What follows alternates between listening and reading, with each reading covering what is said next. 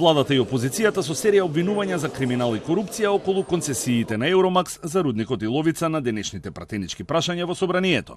Пратеникот од ВМРО ДПМН Тони Јаревски праша зошто концесијата не е раскината иако роковите за доставување документи истекле, па дозволиле да се случила крдија и кое е влијанието на компанијата во собственост на Назив Дестани. Дозволивте спојување на концесиите бидејќи имавте информација дека граѓаните се против отварање на рудник.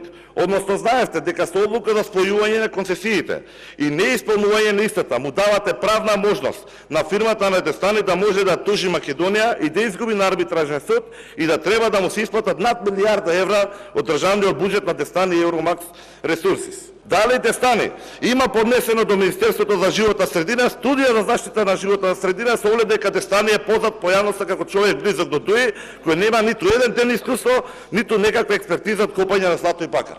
Министерот Бектеши му порача одговорите да ги бара и во својата партија, бидејќи на голем дел од документите стојат токму потписи од функционери на ВМРО ДПМН. Вчера ги објавивме документите. Потпишан во првата концесија е Зоран Ставревски, заменик председател на владата на Република Македонија во тоа време. Значи се работи за две концесии, колега Тони.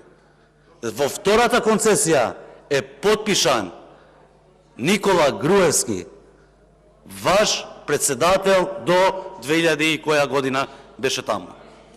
Барање за спојување на концесии ставил во седница на владата Никола Груевски во 2015 година и 16 година. Зошто не е присуден Владо Мисајловски и Лупчо Димовски кога поставувате вакви прашања? Штом вие не сакате да кажувате, ќе кажувам јас. Заради тоа што Лупчо Димовски, ваш колега пратеник во вашата пратеничка група, не еднаш, не два пати, не три пати, повеќе од 5 пати дал позитивно мислење за рудникот Иловица. Премиерот Димитар Ковачевски пак побара одговор од опозицијата кој е интересот да се даде втората концесија која целосно ја обкружува првата концесија за Иловица. И записникот ви е објавен од ваша влада за спојување на концесиите. И знаете што пишува во записникот? Нема никакви забелешки да се спојат. Имате се објавено, ама има и јавното обвинителство достап до тие документи.